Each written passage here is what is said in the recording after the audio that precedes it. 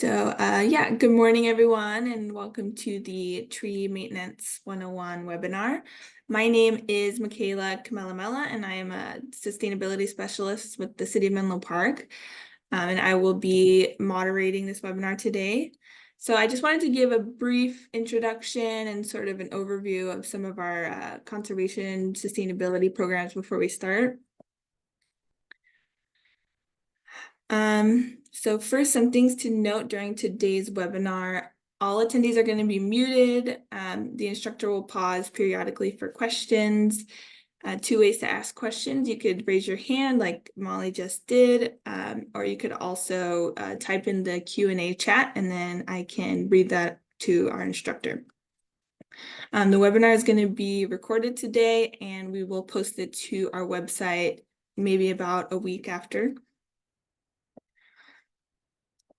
And yeah, that's where the buttons are. So this webinar is administered by BOSCA, which is the Bay Area Water Supply and Conservation Agency.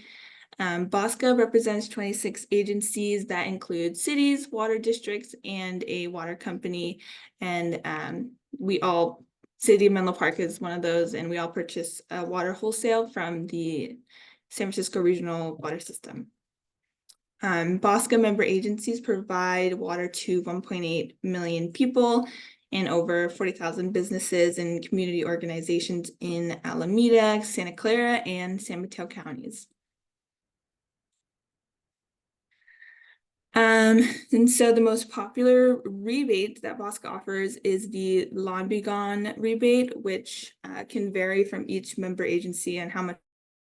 The City of Menlo Park offers $3 per square foot for converting grass to drought-tolerant plants. Additionally, there is a $200 rebate available for the purchase of rain barrels. And just some more programs, there is the Smart Controller rebate program. So if you purchase through this link listed here, the Ratio Smart Controller, you can get it at a much reduced price. And then there's also the option to add a rain garden if you're participating in the Lawn Be Gone program. And so if you want to apply for any of these rebates, you can go to bosca.dropletportal.com. And so these are all the rebates that are offered to City of Menlo Park water customers.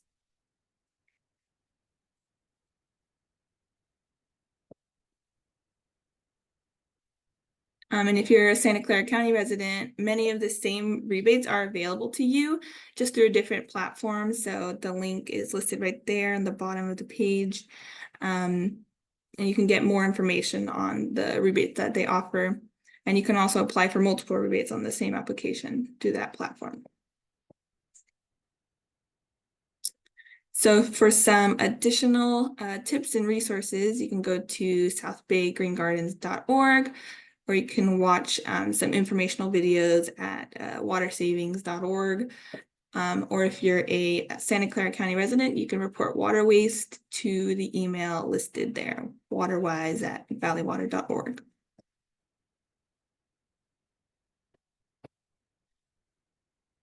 And so here are some upcoming webinars that you can also register for at bosca.org/classes.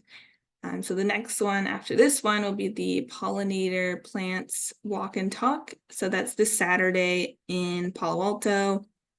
There's also the Rethink Your Lawn workshop. So that's going to be at 10 a.m. and that's located in Fremont. Yeah, and the rest of these webinars listed will be online, including the next one that I'll be hosting, which is the Lawn to Garden Transformation workshop. This one's actually going to be in person at the Bellhaven Community Center in Menlo Park. If you're a Menlo Park resident, you're more than welcome to join. And previously recorded webinars are going to be posted to that link down below. You can go look at previously recorded webinars. All right, that's it for my slides. So now I'd like to welcome Jillian Keller, who is the city arborist at the City of Menlo Park. And she'll be our presenter for today. So I'll just go ahead and let her take over from here. Thank you so much, Michaela. Can you all hear me okay? All right, great. Really appreciated the opportunity to learn about Bosca. They have a lot of really cool programs, and I hope you all feel the same way. So my name is Jillian Keller. I'm Menlo Park City Arborist. That means that I help maintain all of the city's trees, and I help enforce the city's heritage tree regulations for private trees. So all aspects of the city's tree programs, I help oversee in some way. So I've been with the city of Menlo Park for about 3 years now, and I've been an arborist for about 7 years. So before I worked with the city of Menlo Park, I worked as a contractor for PG&E. I got started with their gas transmission uh, community pipeline safety initiative. So I was actually through that program working with homeowners, business owners, cities to replant landscaping after vegetation removal around the high pressure gas line. So I got a whole lot of experience selecting appropriate plants and trees and low ground cover, and helping residents and cities and business owners find the species that suited their needs and were also appropriate for replanting back on their properties next to the gas transmission line. And then I also started assisting with consulting on big construction projects related to gas transmission line work in PG&E's service territory. I honestly didn't really like how much vegetation removal my job entailed with PG&E, so I made a change. I started working as a private arborist consultant here in the Bay Area. I worked with Hort Science Bartlett Consulting, and I consulted on a whole bunch of development projects, mostly around the Bay Area. So as you might already know, we have very strict regulations for tree protection in the Bay Area, which is great, especially when it relates to development. A lot of cities require arborist reports and tree inventories. They want to make sure there's good cause for tree removal for every development project. And when we do unfortunately need to remove trees, that we replace them, and that high value trees, to the extent possible, are preserved and worked around during construction. So that was really cool. But as a consultant, like, developers didn't always listen to me. So I decided to start working with the city of Menlo Park. So as a part of my job, I get to review a lot of permit applications and help encourage developers to preserve trees and replant really good trees whenever possible. I also help oversee maintenance for all of our city trees. So I have a city tree crew and a couple of contractors who go out and inspect and prune, remove, plant, perform treatments for our city street trees and park trees. And you might have already guessed, I'm a tree lover. In my spare time, I love to travel and visit super cool trees in particular. So the photo on the left is of me hiking in the White Mountains in the Eastern Sierras. I'm right next to an ancient bristlecone pine tree. So those are some of the oldest living organisms on Earth. They are the oldest tree species in the world. It's just so cool to see those in person. And then on the right, I'm on a beach on the Oregon coast in front of the Tree of Life. It's amazing how it's clinging to the edge of that cliffside, even though the rock and the soil all around it are eroding. So next slide. Okay, so before we get into tree maintenance, I just wanted to touch really briefly on what city arborists and what private tree care companies, what local nonprofit, like community-based tree organizations are all trying to do around the Bay Area and around the United States. So as we all know, climate change is a really big problem, and one of the solutions is planting and growing sustainable urban forests in our cities. Um, so we're trying to do that in a number of different ways. One of them is with thoughtful species selection. So as time goes on, the climate is getting drier, we're receiving less rainfall, we're having like more outbreaks of different insect pests and diseases. So taking all of that into consideration, we're starting to slowly change the species that we're planting around our cities like Menlo Park, experimenting with like different species, seeing which ones are appropriate for the urban setting and appropriate for the changing climate, always adapting.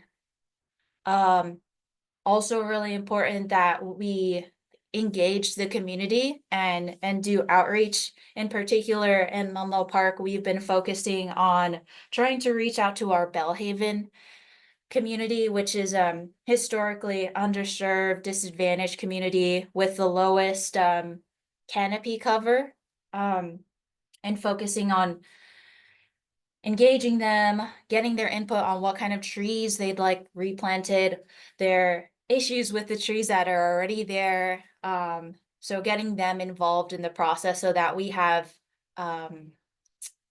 buy-in from the community, and they can help us maintain the trees and be good stewards and let us know when there are issues with those city trees so that we can address those and maintain the trees in good, healthy condition so they can contribute to a healthy urban forest for the benefit of the community. All right, next slide. We do have two questions. Maybe we just take. Yeah, let's go ahead. Okay, so the first is from Judy, and she asked, the recent tree trimming in the Willows neighborhood seemed extreme. Where did the trim to 14 feet above ground criteria come from? One size does not fit all trees. In particular, our small trees seem very overtrimmed. Thank you so much for that question, Judy. So that 14-foot clearance requirement over the streets, as I understand it, is city standard requirement. I've worked in other cities like the city of Redwood City, Mountain View, San Francisco. They all basically require like the same amount of clearance over the street. I understand that sometimes that can result in the removal of a lot of canopy, but we do need those streets clear for vehicles to park and drive by safely, for garbage trucks, street sweepers. So like a lot of stuff with working with trees and maintaining them in the urban environment, and unfortunately it's a compromise, you know, between what's best for the tree and what we as humans need to have a safe, healthy, functional urban environment. It's something that I wish we could change, like prioritize trees and their health more, but ultimately we we do put public safety as a higher priority. Thanks. And then the next question is from Carol. There is a Menlo Park City meeting at this time, apparently to discuss heritage trees. Are they making new regulations? Mm, so we are working on updating our heritage tree administrative guidelines. Is, is that what this is in reference to?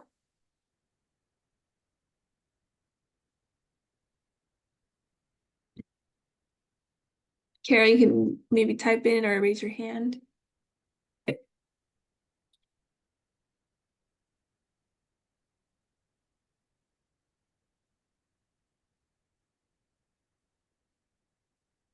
She said, yes, saw it listed in city meetings. Okay, great. Yes, that's it. We are working on updating our administrative guidelines for our heritage tree ordinance. They've never been updated. So those guidelines were created in 2019. They went in effect 2020. And as you can imagine, a lot of things have changed since then. So taking my experience from the past 3 years working in the city of Menlo Park with residents, developers, other arborists, and incorporating those as best I can into the guidelines. And we've also been working with other departments in the city of Menlo Park to make sure that those guidelines are appropriate. We've had our city attorney's office review those proposed guidelines. We're also working with the city's Environmental Quality Commission, the tree subcommittee more specifically, also taking input from them to update finally the guidelines. I don't want to go too much in depth about what those updates all entail. I would be more than happy to we can set up a time to talk over the phone, or we can exchange emails if you're interested in what those updates entail. But basically, I am doing my best to address the needs of the residents. A lot of them have problems with trees that aren't covered in the current city's removal criterion, our current process. And I also am updating the information for determining whether or not it's financially feasible to preserve a tree um, by changing the design plan for new development. So making it so it's more difficult to remove a tree due to development, and that they really need to demonstrate that it's financially feasible. So updating those feasibility thresholds for more alignment with increases in labor, construction costs, the cost of planting, maintaining, growing a tree to maturity. So incorporating that into that update.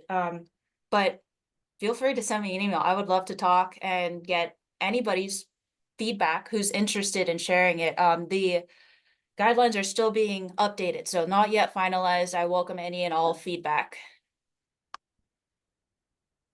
All right, okay, so I think we can move to the next slide. All right, great. So let's start off our discussion of tree maintenance with right tree, right place. So I think the most important part of maintaining a tree is setting it up for success. You want to make sure that you select the right tree for your property. So one of the biggest issues that I see when I inspect trees is an inappropriate planting site for the tree, unfortunately.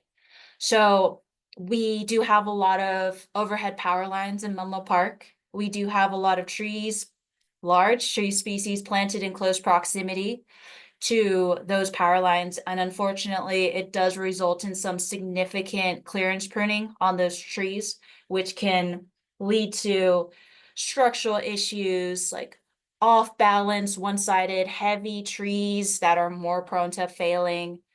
They oftentimes will have really big wounds from that intense utility clearance pruning that develop decay, are more susceptible to insects and other pests.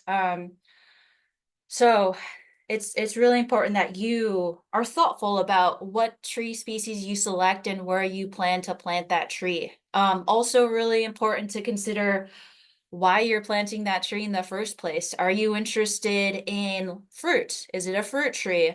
Maybe then you don't want to plant it right next to the sidewalk where it can drop fruit on the sidewalk and become a slip, trip, and fall hazard.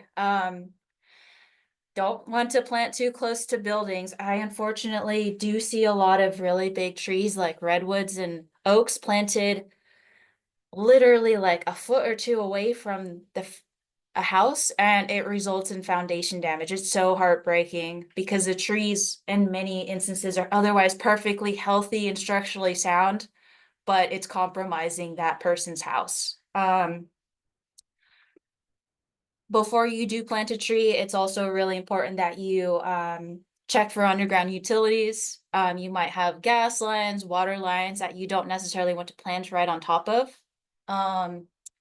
If you're interested in shading for your house, you might want to consider a deciduous tree that loses its leaves in the winter time so that you still have sun hitting your house, but is in full leaf during the summertime so it can shade your house. Also really important to consider how much available space you have too, and make sure that you select the right species. If you plant a really big species in a small space, you're going to have an ongoing, you have to maintain that tree pretty regularly to make sure that it doesn't like grow branches that overhang your house that are constantly like hacked back by PG&E from the power lines. So before we get in those situations where we have to keep going back and pruning the tree and keep having problems with its health and structure, just make sure, so important that you plant the right tree and you do your research. With the city of Menlo Park, we don't necessarily have a recommended street tree species list. So I will like look at the specific site conditions of each planting site and get the input from the property owner to determine what's the most appropriate tree. So that way we don't have so many maintenance issues decades later. All right. We do have another question. So Susan is asking for advice about the process of working with San Mateo County for a redwood tree growing too close to a driveway and home foundation. Yeah, man, that's a difficult one. Unfortunately, redwoods as a species have really shallow, extensive root systems. So as much as I love redwoods, they're one of my favorite tree species. They're not the most appropriate tree for the urban environment. Um, I can't speak specifically to the regulations of the county of San Mateo. Every county, every city has different regulations for their trees and what they consider good cause for tree removal. But in Menlo Park specifically, if a resident can demonstrate that a tree is causing damage to the foundation of their house, like if windows are starting to become hard to close, if the doors don't quite align with the door frame, if you start to see the floor in your house like lift up, if it's uneven, those are all really good telltale signs that you have foundation damage from something. And if we can have a report from a building inspector or a structural engineer that shows that there are tree roots underneath the house, that there are all these signs of foundation damage, we can prove the removal of a tree in that circumstance and hopefully work with them to plant a new tree back on the property that's a more appropriate and further away from the house. So I would recommend reaching out to the San Mateo County Arborist. I think her name is Danielle. She's awesome. I could share her contact information with you if you don't already have it. And hopefully the County of San Mateo has a similar process for these kinds of situations. Thanks, Jillian. Okay, let's go to the next slide. All right. So after you've selected a appropriate tree for your planting space, you want to make sure that you care for it properly. So it's super important that the tree is set up for success. So you want to make sure first and foremost, if you are buying the tree yourself, like if you're going to a Home Depot or if you're going to a local nursery, that you select good nursery stock. So take a look at the tree. Does it look healthy? What does its structure look like? So when I say what does its structure look like, I mean that you want ideally a tree with a single main trunk. So the tree in the picture here is a Chinese fringe tree. This was planted in front of the City of Menlo Park Library. You see how it has a single main trunk? It's pretty established central leader. That's what we call it. So that is typically considered the most stable form of a tree. So you want to try and select a tree that has a similar form, but if you have other branches that come off the side of the tree, like double leaders, we call it, the tree can also be pruned to later on to establish that good structure. Um, slide the root ball of the tree out of the plastic container and look at the roots. How do the roots look? If you see signs of like decay, of like rot, like how does it smell? Like, does it smell bad? It's probably a sign of root decay. Is it like a really dense root ball? That means that the tree is overgrown for its container. And if you were to plant it, you would have to do a lot of root pruning to untangle all of those roots and get them to establish. So it's better to have a tree that isn't overrooted, that has a good, healthy root system, so that when you pull it out of the container, brush off all the soil and straighten out those roots, like you don't have to remove too many tangles.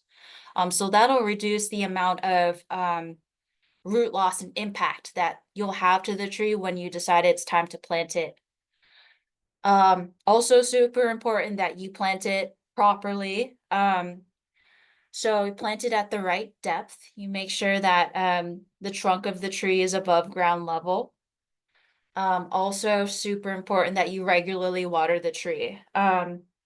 So this is one of the most important things. So with all of our newly planted city street trees, we water them on a regular basis, once a week, about 10 to 15 gallons. And ideally that's like slow application of water so that the water really saturates the soil around the root system of the tree so that the soil holds the moisture around the roots and the tree has the opportunity to take in that moisture. If you just dumped it in all at once with like a 5-gallon bucket, it's likely the water will just run off or it'll just drain straight through and your tree roots won't get a whole lot of that water.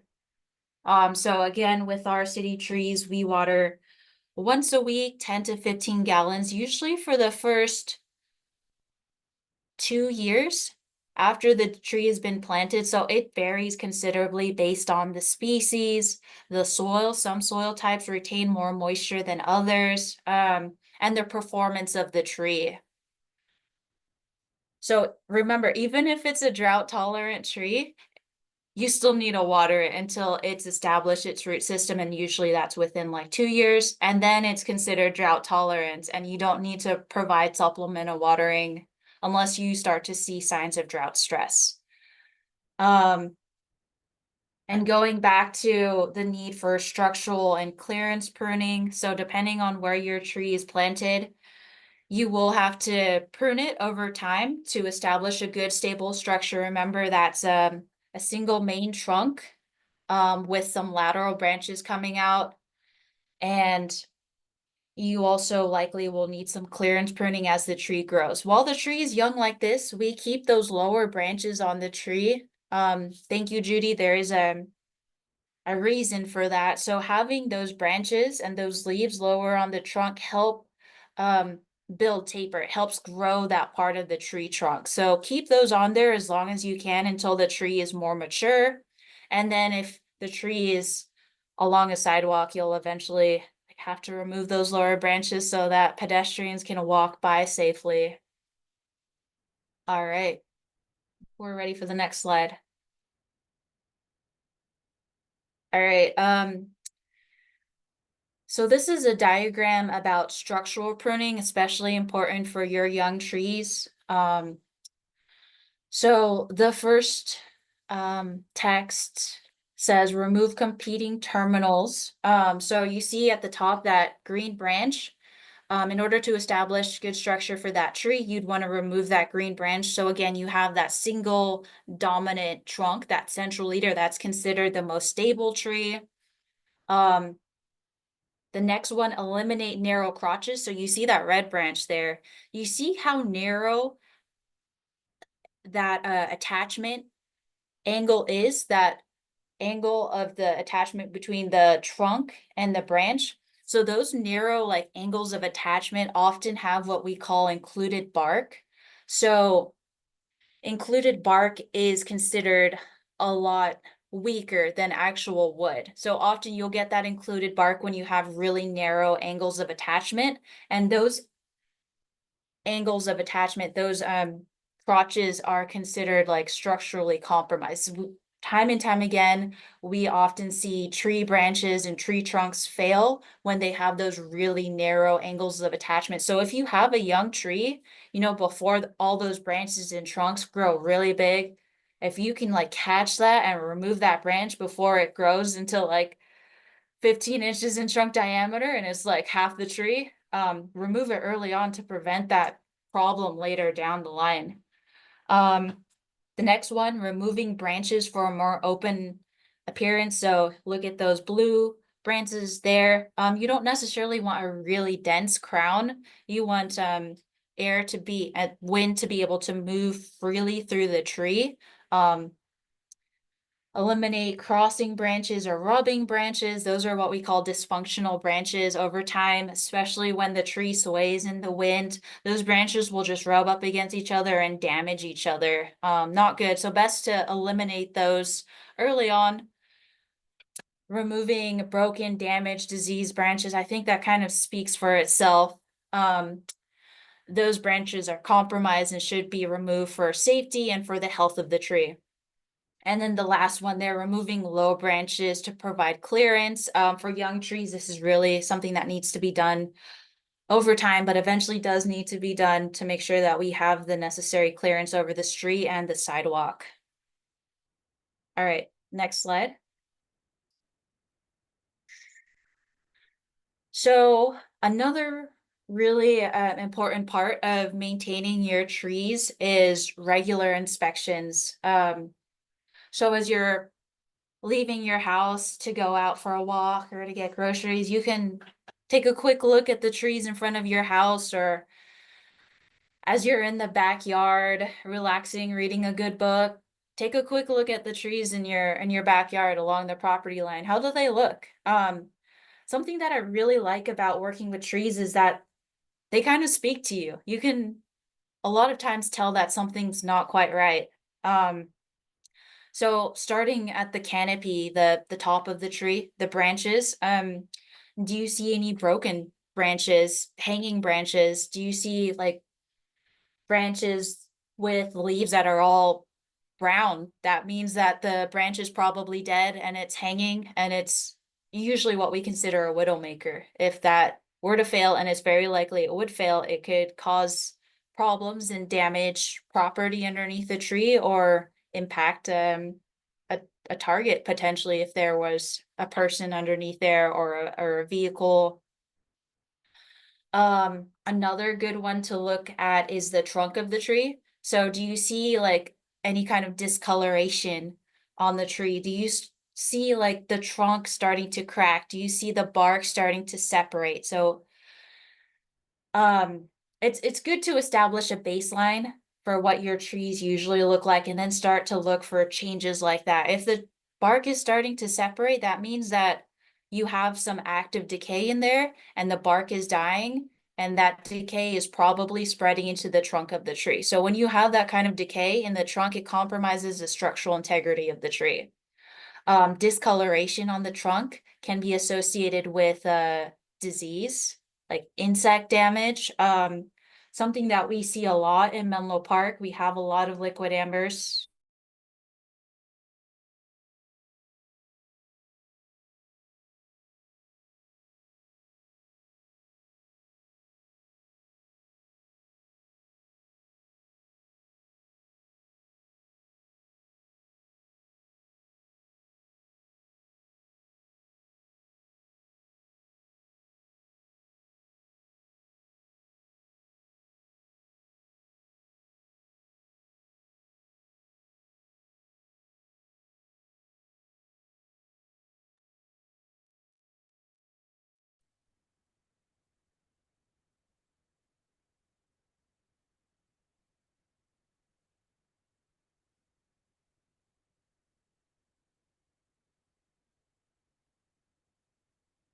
Okay, it looks like she might have disconnected.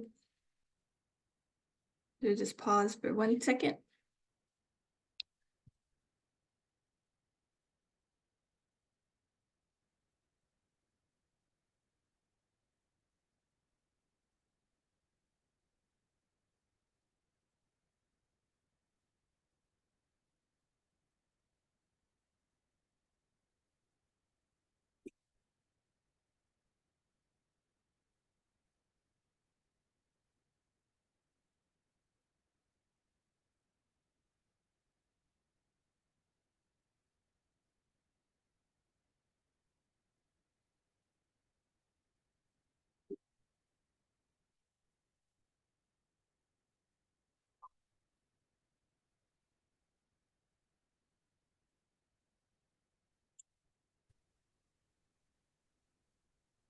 There you go.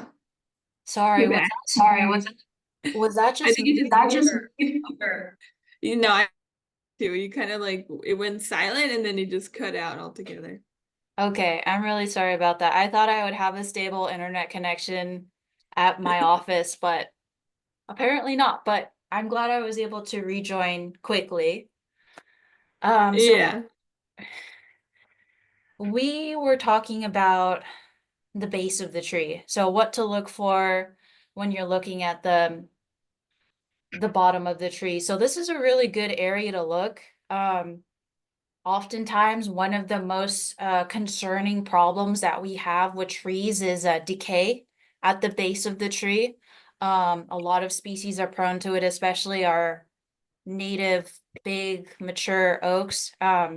So if you start to see like discoloration, fruiting bodies, if you see signs of insect damage, like termite damage at the base of the tree, it's likely that you have some kind of decay or wound there. And that's like one of the worst places you can get decay in a tree because once it's set in at the base, it can spread pretty easily into the root system and up into the trunk of the tree. So look for those signs, especially in the trunk of the tree or the base. That kind of decay can also compromise the roots and lead to an increased likelihood of whole tree failure. Um, and speaking of roots, you can't always see them, as most of them are underground, but sometimes some species, like red maples, like our liquid ambers, they like to have roots that grow right at the surface of the soil, especially if there's an irrigated lawn. Um, so you can take a look at those roots and look for things like signs of damage, like from a lawnmower decay. That could indicate that there's, depending on how big that root is and how close to the trunk of the tree, there might be like some structural integrity loss there. If you have a really big structural root right next to the tree, for instance, that's something that you would be concerned about and would maybe want to speak to an arborist about. Um, so whenever I go out to take a look at a city tree or a private tree, I have tools that I bring with me, and one of them is a rubber mallet. You can also use a regular hammer too. It doesn't work as well, but basically what I do is I take that mallet and I like hit the trunk of the tree. Sometimes I'll hit the base of the tree, sometimes I'll hit the roots. And it takes a little bit of practice, but after a while, you can start to feel and hear like how hollow or how solid the tree is. Obviously, if it's hollow, we have something wrong and we want to investigate further. Especially if you have that decay at the base of the tree or in some of those large structural roots right next to the trunk. You'd probably at that point want to reach out to a professional for further evaluation and recommendations for what can be done. Um, Next slide. Okay, we do have one more question. Yeah, So yeah. Susan, yeah, Susan asked, is fall a good time to prune fruit trees after all fruit is harvested? Great question.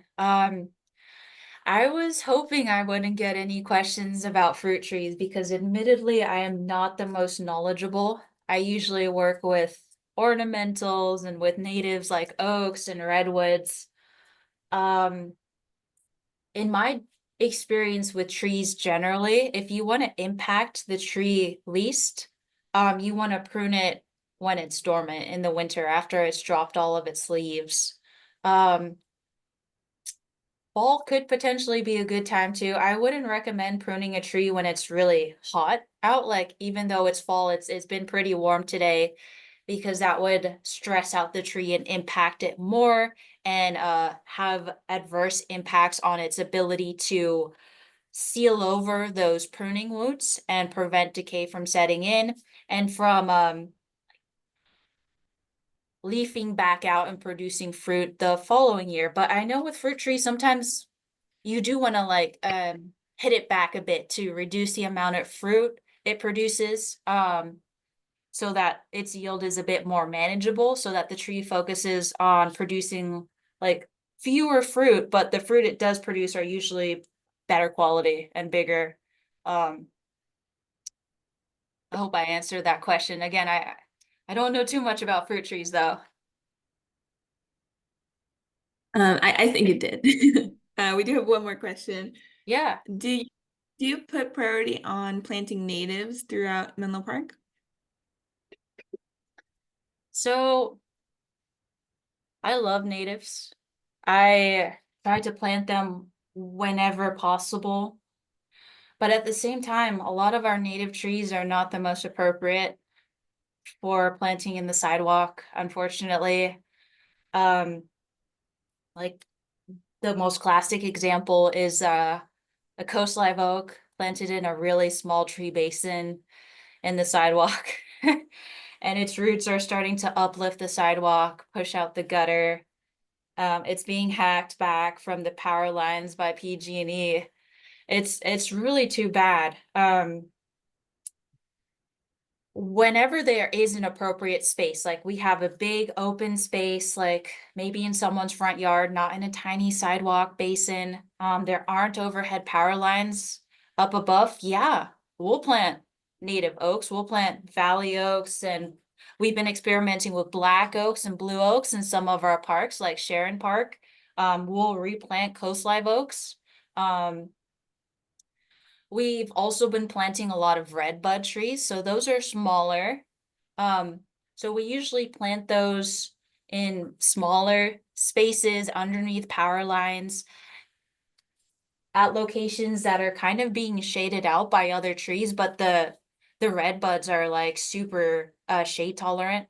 I've also been like experimenting with dogwoods too, Pacific dogwoods. They're another small tree with really beautiful showy flowers that we can plant in those smaller spaces that are usually shaded out. I'm a little concerned about how drought tolerant they are, but you know, as with a lot of different professions, you kind of have to like experiment and see which tree species will work for the site. And nurseries are always like coming out with these really weird like hybrids and varieties and cultivars of native trees that are supposed to be like more appropriate for planting like in the urban setting. So we've been experimenting with those too. And especially in our parks, we try to plant big trees and native trees. So at a lot of our parks, we plant buckeyes, California buckeyes. So we can't always plant them, you know, in the sidewalk right next to the street because they get those really big seeds. Like they're literally like the size of this plushie. But you don't want that dropping on your car or like accumulating on the sidewalk and leading to slip, trip, and fall hazards. So again, it comes back to the right tree for the right place. Where we can plant those natives, we're gonna try. Um, but oftentimes, especially like in those really small confined spaces and like underneath power lines, we'll consider non-native species, especially if the resident is like really particular about having a crepe myrtle because they love the flowers or a Chinese pistache because they really dig the fall color. So yeah, right tree, right place. And sometimes you just can't plant that big coast live oak back in the sidewalk. It's you have to choose something that'll be a better fit for that site. So again, we avoid those ongoing maintenance problems down the line too. Okay, great. We do have one more question. Yeah. So the city of Menlo Park and Palo Alto have a lot of liquid amber trees that have reached the end of their lives and are dropping large limbs on a regular basis. What is the city's plan to deal with and replace those trees to avoid any damage to people walking under those trees and properties? Thank you. Yes. That is a wonderful question. So unfortunately in Menlo Park, and I know the same is true of Palo Alto, liquid embers are some of the most frequently occurring species. I think in Menlo Park, our most frequently occurring species is coast live oak, then it's London plane, and then it's liquid ambers. We have a ton of them, like entire streets lined on both sides with liquid ambers. They also require the most maintenance of all of the other tree species that we have. Especially this time of year when we have really hot, dry weather, we definitely see an increase in the frequency of those trees dropping branches all of a sudden on the sidewalk, on the street, on somebody's car. So there's a really big challenge, like maintaining those trees and replacing them when the time comes. So in the city of Menlo Park, man, like lately it's been like I get at least one or two calls every day, like about a liquid amber dropping a branch. It's just such a huge problem this time of year during the summertime and during this hot fall weather. I'll dispatch a tree crew right away. They'll remove the down branch. If there's a broken stub in the tree from the branch failure, they'll prune that and make a really clean cut. And then I'll come out usually later that same day or the following day and inspect the liquid amber, and usually also try to call the resident and talk with them about what their concerns are. If they feel really strongly about removing the tree, if this tree has a history of branch failures, I'll look into our city's tree inventory database to see. We have records of every time a tree drops a branch. And if the property owner is really concerned, if the tree has a history of dropping branches, I look up in the tree and I see that, the crown is a little thin. There are signs of decay, discoloration in the canopy, in the branches. I see cavities. If it's beneath power lines, it's not very appropriate for the site. If I see a lot of those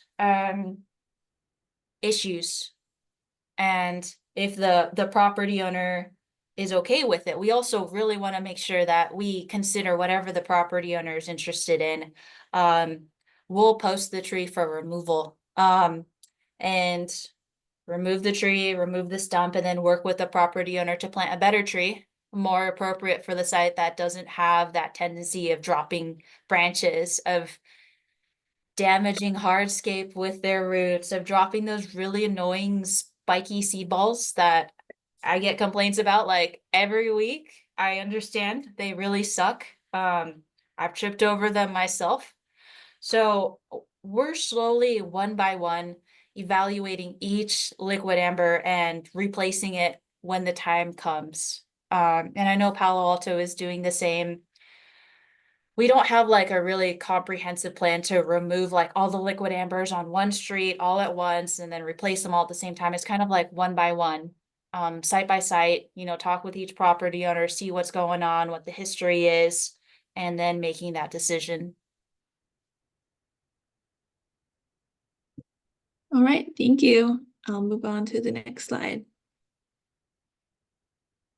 All right, so I have a whole bunch of photos of common tree issues that you can look out for. So let's start from the left and work our way to the right. So starting with that, I believe that might be a valley oak. So I was at the SRI property and I took a picture of this oak that they're planning on removing. You can see the, oh, Oh, sorry, did I do that? yeah, There no you go. problem. You can see the hollowness and the cavity there. So that's a sign that there's pretty extensive decay. You can see the discoloration on the bark. That means something bad is going on. You look at the base, you see that dark discoloration at the base. That's a telltale sign you have some kind of decay in the base of the tree and the roots that compromises its structural integrity. Um, I will say that oaks naturally develop decay, especially since we have so many oaks. I see that so often, like our oaks that are like 60, 70, 100 years old, they'll have decay and they're usually perfectly fine until they're not. Um, so especially when I'm reviewing heritage tree removal permit applications, like we explore advanced forms of assessment to determine just how extensive that decay is and whether or not it compromises the structural integrity of the tree and warrants the removal, or if it seems like, hey, it sure there's decay here, but it doesn't actually look like there's that much, like it's just a small pocket. We could probably keep this tree for another couple of years and see how it's doing. Um, but that one's like pretty easy to see. If you start to see those kinds of signs in your trees, recommend talking with an arborist. The middle photo here, where was that? I think that was also at the SRI property. So this is a privet tree. You see how thin the canopy is? That was like springtime. It's supposed to have like a full, beautiful canopy of lush lime green leaves. So when a tree has a really thin canopy like that, it generally means that it has low vigor, something's going on. Maybe it's drought stress, maybe it's being affected by some kind of disease, maybe there's root rot. So, like if you have rot in the roots, that can sometimes impact the tree's ability to transport water from the roots up the trunk and into the crown of the tree. And then you start to have the top of the tree, the canopy, die back. Um, the next photo, you can see some bark starting to separate there. So the bark is dying there. The trunk is probably decayed. You have something going on there that warrants further investigation. Um, Next slide. All right, a couple more examples really quick. I know we're starting to run out of time. So the coast live oak on the left, I took that at Sharon Hills Park. As you know, coast live oaks are usually green. If you see those brown branches, like sometimes I call that flagging. That's a term we also use in forestry. I went to Berkeley and studied forestry, so I call that flagging. So that means that you have some discolored branches. Those branches are probably dead, um, and should be removed before they fall and impact a target. And there could be a number of different reasons why you have that pattern of dieback. So I took a closer look at that tree and I noticed that something was gnawing on those branches. It was probably squirrels. They had chewed around the outside of those branches and effectively girdled those branches so that those branches weren't able to receive the water and the nutrients needed to sustain them. So like their vascular flow was compromised because the squirrels had just chewed the bark, the conductive tissue. Um, so they died. So we removed those branches. And then the next one, another coast live oak. So this is another city tree. So unfortunately, this tree is right next to the power lines. It's also right next to that power pole. Honestly, I think maybe the tree was there first, and then they decided that that was a good place to install utilities. So the tree has been pruned for clearance for those lines. And you see the left part of that tree that I've circled in red. You see how like overextended and like heavy that is? So when you have like trunks or branches that are really, really like out there, like really overextended, you have like a severe lean, um, and like they have a lot of foliage, like canopy at the end of those branches are more prone to failure just because they like have so much weight on the end. So this coast live oak is actually on our maintenance list. So our city tree crew is gonna work on pruning those branches back and like trying to like make the tree crown a little bit more compact, a little bit more balanced, so that we don't have so much weight on the ends of those really big branches, and so that reduces the likelihood of any branches or trunks failing, and we can hopefully continue to preserve this tree and the many benefits it provides for the community there. Next slide. All right, I'll try to make this really quick. Really important also to periodically look at the base of your tree and the roots. So this is an ash tree in Menlo Park. The property owner recently redid their driveway. They put in a beautiful paver driveway. Unfortunately, they cut all the roots when they did this, and they also compromised the tree's structural integrity in doing this too. So they ended up severing some really big anchoring roots. If you look on the left, you can see like a little air pocket. You can see some soil starting to mound up on the back of the tree. Really bad. That means that the root plate of the tree, the roots are starting to shift. Look on the right.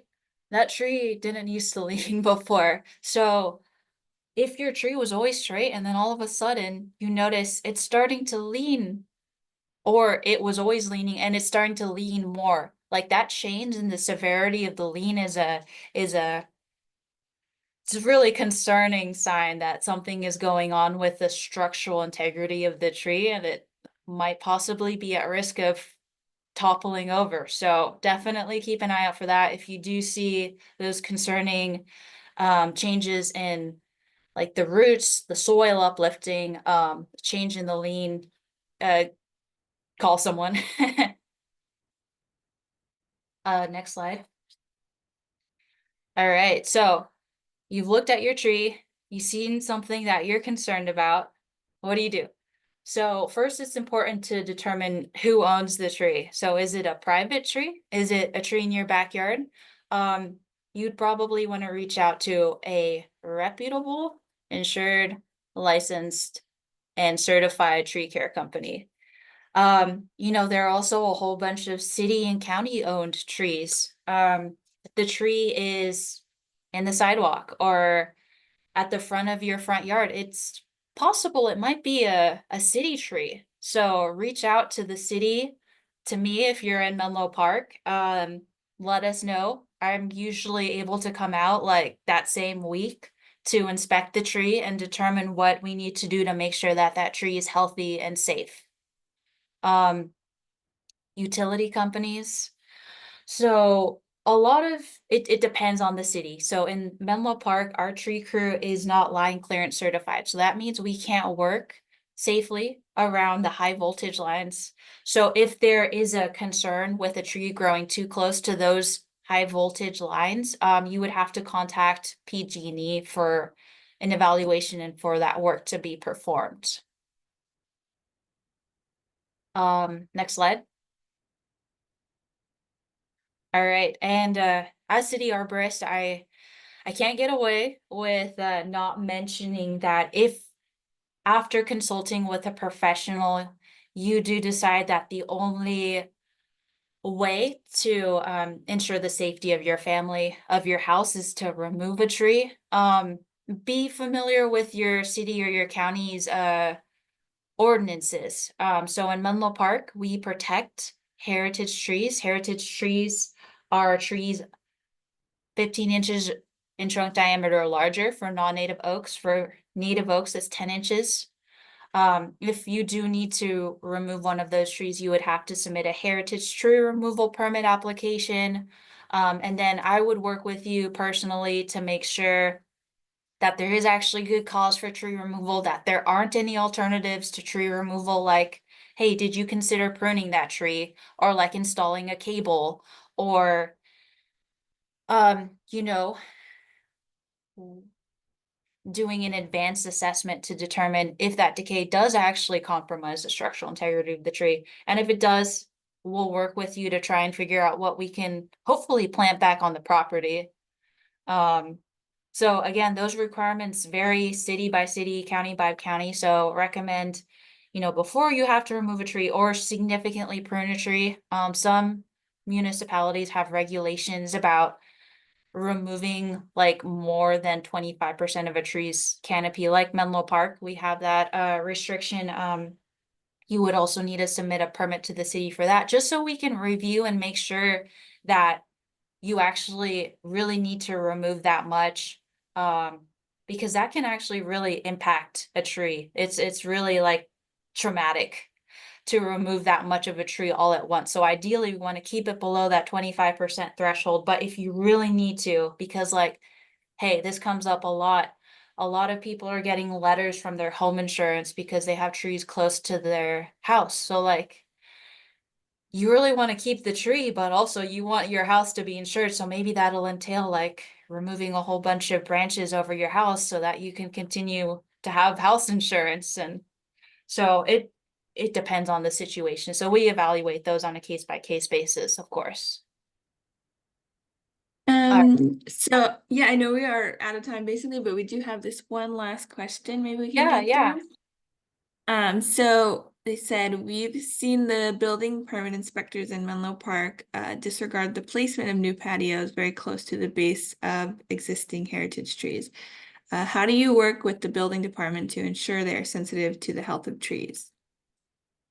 Yeah, that's a great question. So my contractor and I are, and my contractor is a arborist consultant. We review each building permit and demolition permit application that's submitted to the city. So for every single one of those permit applications, I'll be assigned a inspection to go out, but while the plans are still in review. Um, so I'll take a look at the plans and the work site, maybe in the backyard for a new patio or for a new pool, and see if there are any protected heritage trees nearby. If there are, then they're required to get an arborist report. So I'll update the record to reflect that that's not a requirement for their application. So then they have to work with and hire a private arborist consultant who will go to the property, inventory all the trees, review their plans, and say, hey, this new patio is like 4 feet away from the trunk of the tree. I anticipate impacts to be like moderate to severe. So the arborist will include those recommendations in their arborist report, and maybe they'll want to recommend shifting the patio away from the tree, or maybe they'll recommend like pruning the tree roots in a specific way, or doing exploratory excavation so that they can see what tree roots are in the work area and work around and preserve those larger structural roots. So they'll have all of their recommendations and their evaluation of the trees and the proposed plans in that arborist report.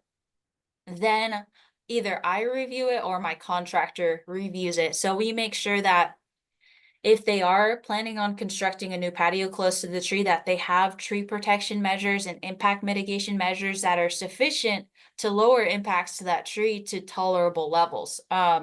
If not, we prepare a comment letter and say, hey, it looks like this tree is going to be really damaged by this proposed work. You need to make changes. You need to work with the design team to like shift that patio away or move that pool out of the way, or like do some kind of exploratory excavation under the guidance of the arborist who can document and guide really careful pruning of the roots and prevent the contractors from just tearing up the roots. And their permit application is only approved after we are happy that the proposed plans and the arborist report have sufficient measures to ensure the protection of the trees and that any impacts are mitigated. That being said, unfortunately, and I know that this is like a pet peeve of a lot of city arborists, we do have a lot of violations of damage to heritage trees during construction. So in Menlo Park, we do also require that those private project arborists who were involved in the project reviewing the plans and the trees, that they visit the site on a monthly basis to make sure that the trees are still being protected and maintained. If they do see any damage to those trees, they're supposed to work with the contractor to help mitigate the impacts and to remediate that damage. And those monthly reports that the project arborists generate from their visits are sent directly to me. I review them. If I see anything that looks concerning, like their tree protection fencing is down or they've damaged roots, I'll go out in person and talk with the contractors and then get in touch with the project manager about how we can fix the damage, repair the tree protection fencing, the trunk protection. Otherwise, there's the potential for things like a stop work order and issuance of a notice of heritage tree violation with associated fines, but usually threatening them with a stop work order and halting their construction project and costing them a lot of money is pretty good incentive. But we're not always able to prevent damage to heritage trees from happening.